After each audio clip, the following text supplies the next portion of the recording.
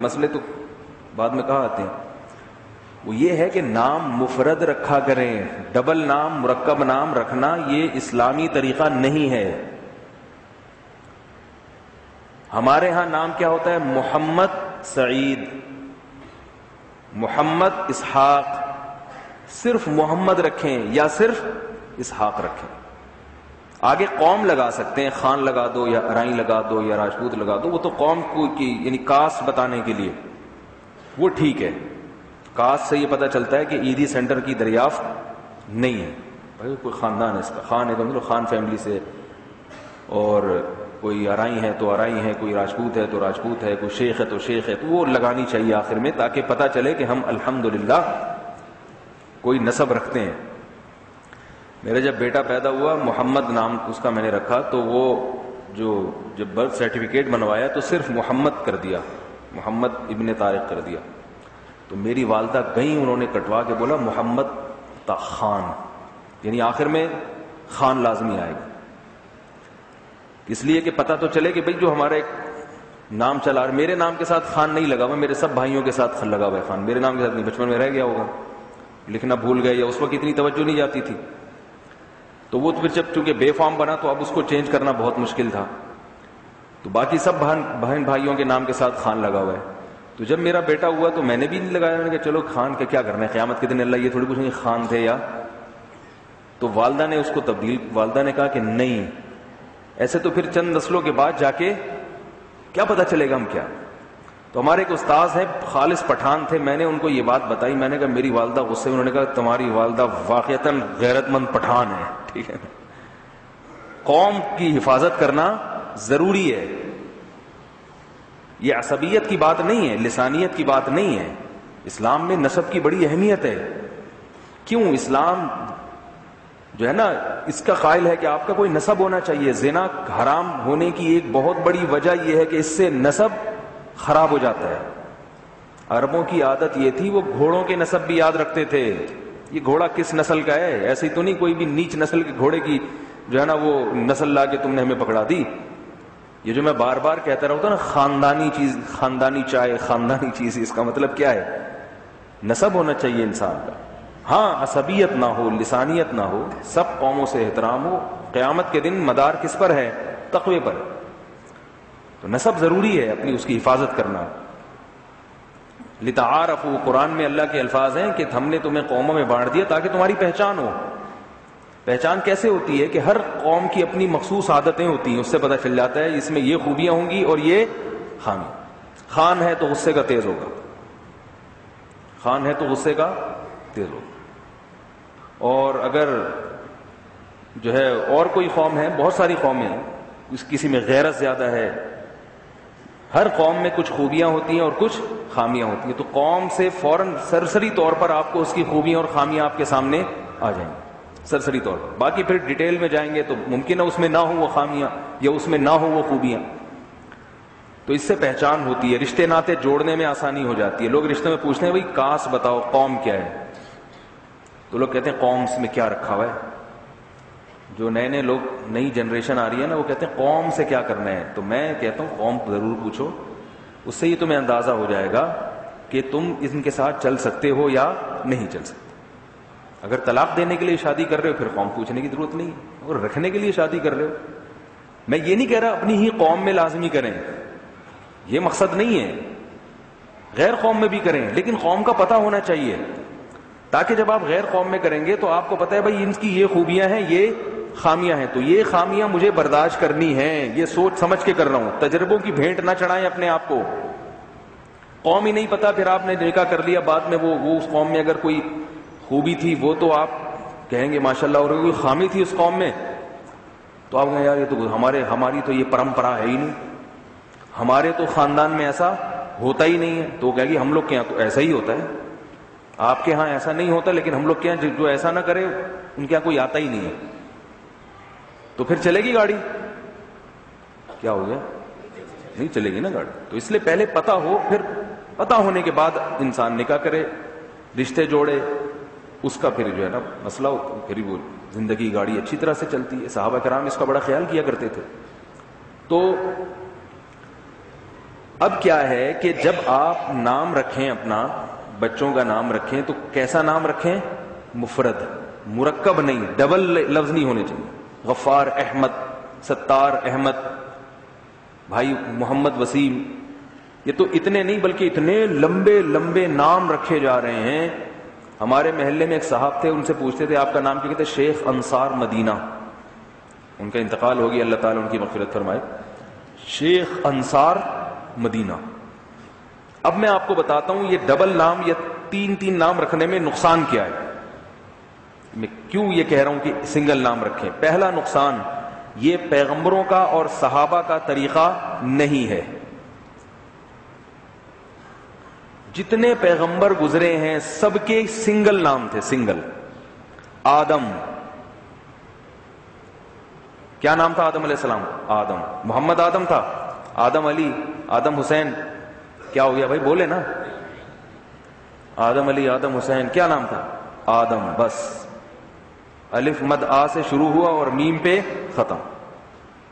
آگے لقب ہے صفی اللہ، اللہ کے منتخب، اللہ کے سلیکٹڈ، وہ لقب ہے. لقب تو ملت، وہ کیا ہے، قائد ملت بھی ہیں، قائد اعظم بھی ہیں، مفتی اعظم بھی کسی کا لقب ہو سکتا ہے، علامہ اقبال بھی ہو سکتا ہے. وہ تو نام کا حصہ نہیں ہوتا نا. آدم. دوسرے نمبر پہ جو نبی مشہور ہیں شیس علیہ السلام، ادریس، حضرت ادریس علیہ السلام. حضرت نوح، نوح علیہ السلام کا نام کیا تھا؟ محمد نوح، نوح علی، نوح حسین، صرف کیا تھا؟ نوح.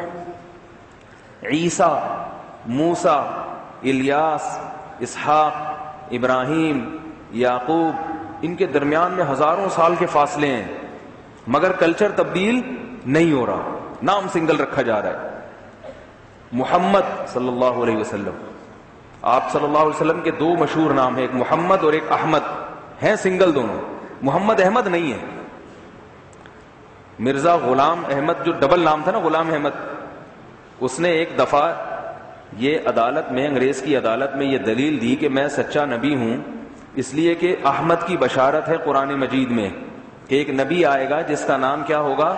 احمد. ہے قرآن مجید میں نا 28ویں پارے میں. تو ہم کہتے ہیں اس سے مراد نبی صلی اللہ علیہ وسلم ہے. مرزا غلام احمد کہتے تھے اس سے مراد میں ہوں.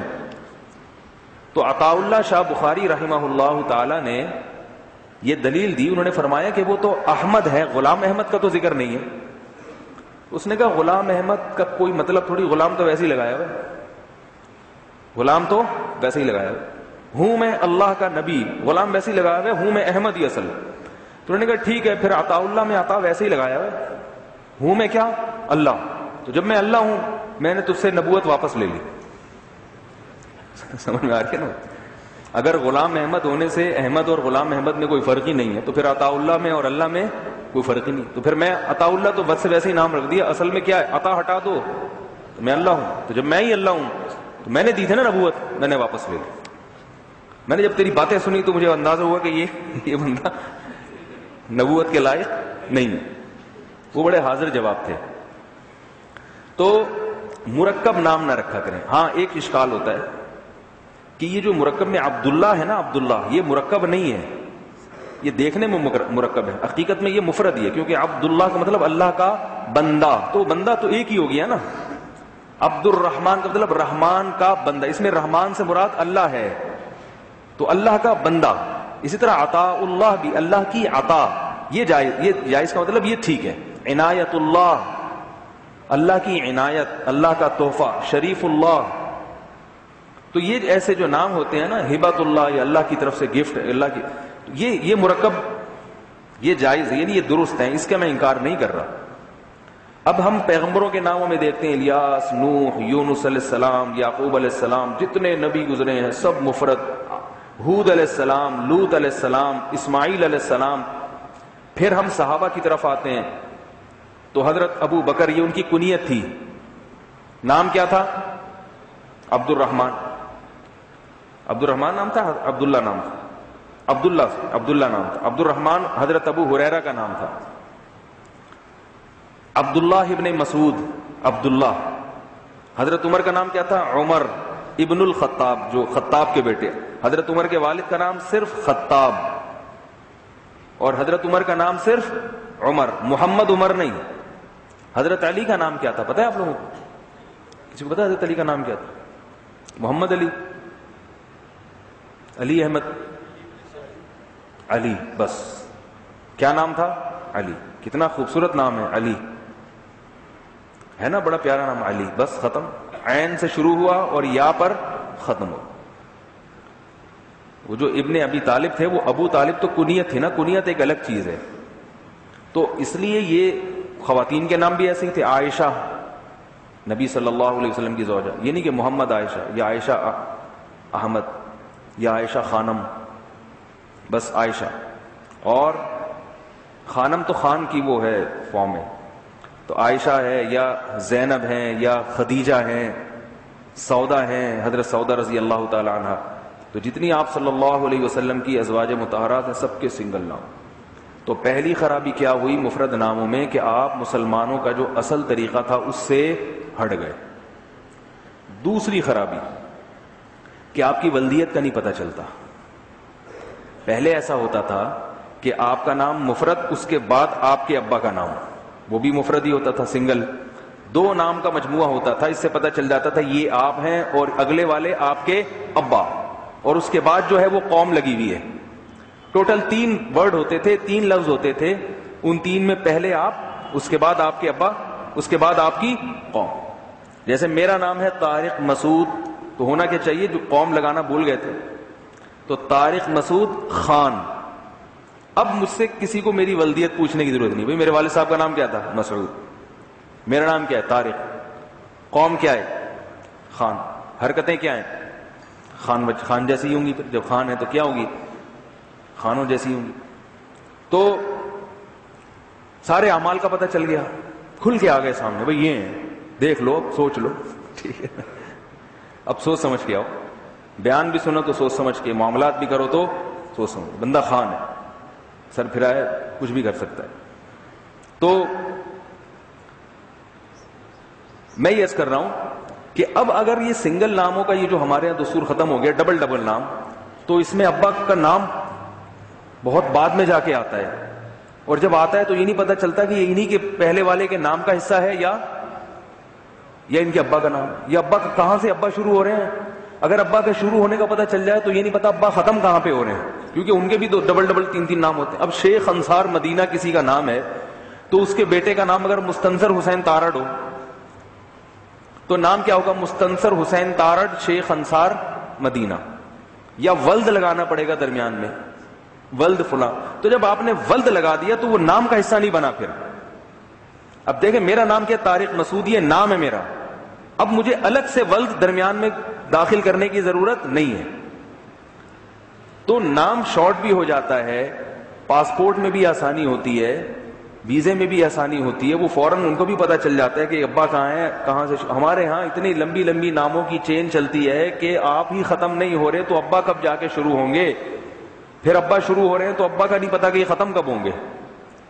اتنے لمبے نام، حالانکہ وہ ہوتے اتنے چھوٹے سے ہیں. جس کا نام ہوگا نا وہ بندہ اتنا چھوٹا سا ہوتا ہے، نام اتنا بڑا. جیسے آج کل القاب لگ رہے ہیں نا علماء کے نام کے ساتھ، شیخ المشائخ اور پتہ نہیں کیا لگا ہے، پیروں کے پیر اور فلانے کے فلانے. ایک صفحہ پورا چلتے درمیان میں کہیں تھوڑا سا نام آتا ہے، پھر آگے القاب شروع، دامت برکاتہم ونور اللہ مرقدہ اور اعظم اللہ اجرہ کر کے. وہ پتہ نہیں چلتا کہ ہم جب چھوٹے بچے تھے تو ہم کہتے ہیں یہ نور اللہ مرقدہ کیا ہوتا ہے؟ نور اللہ مرقدہ ہم سمجھتے تھے یہ کسی کا نام ہے. پتہ چلے یہ نور اللہ مرقدہ، اللہ ان کی مرقد کو نور سے بھر دے. عربوں میں ایسا ہوتا ہے کہ صرف حفظہ اللہ یا رحمہ اللہ. اس بارے میں مجھے عرب کا کلچر پسند ہے. عربوں میں جو بہت بڑا عالم ہوگا نا تو اس کے نام کے ساتھ شیخ لگا ہوگا، بس شیخ عبداللہ. عربوں کے نام دیکھو کتنے خوبصورت ہیں. سعودی عرب کے مفتی اعظم تھے عبدالعزیز، جن کا انتقال ہو گیا ماضی میں. بڑے پرہیزگار اور بہت ذی استعداد عالم تھے. ان کا نام کہیں بھی تحریر میں ہوتا تھا شیخ عبدالعزیز ابن عبداللہ ابن باز.